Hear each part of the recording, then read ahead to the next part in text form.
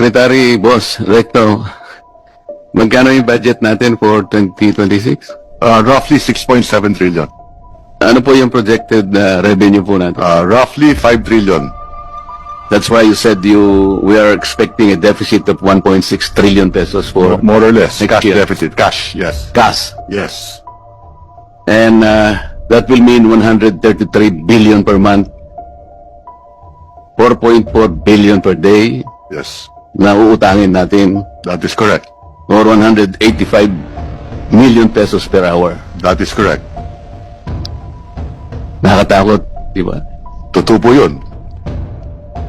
Pero sabi mo kanina, wag tayong mag-alala kasi alam nyo, nasa ano pa naman ito eh. Manageable, sabi mo For kanina. as long as we grow faster than the debt, if the economy grows faster than the debt, then we outgrow the debt and we pay down the debt.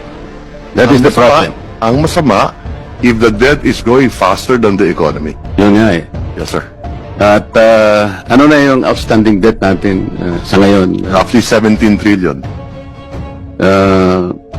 17 trillion, what is the debt to GDP ratio? 61% because the economy is roughly 28 trillion. But that's one benchmark. There's another benchmark in general government debt. Doon naman, mga 57% lang tayo.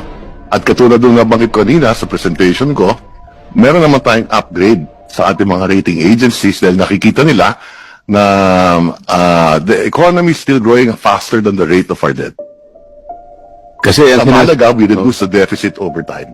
yung aking mga kaibigan na mga pessimists, sabi nila, alam mo, yung comfortable na ratio is 60%. Ngayon, Tama po yun. Nung araw, na-breach mo na yung ano eh, parang lumampas na tayo. depende yan kung ano ang debt mo. Katulad nung nabanggit ko kanina, 70% of our debt is domestic. Hindi, 69% na sinabi mo kanina. Oh, 69, 70%. Roughly. Okay, 70%, roughly. yes. Kasi tinatandaan ko lahat ng sinasabi mo. Tama po yan. Tama po yan. Ganito So, eh, 69% ang okay. domestic. Ang sabi mo kanina, pumaya pa tayo because, you know, ang domestic natin ay 69%. Correct. At lahat naman ng yan ay napupunta na dagdag na kita ng ating mga kababayan. Utang natin sa ating sarili. Tama po yan. Yes, sir.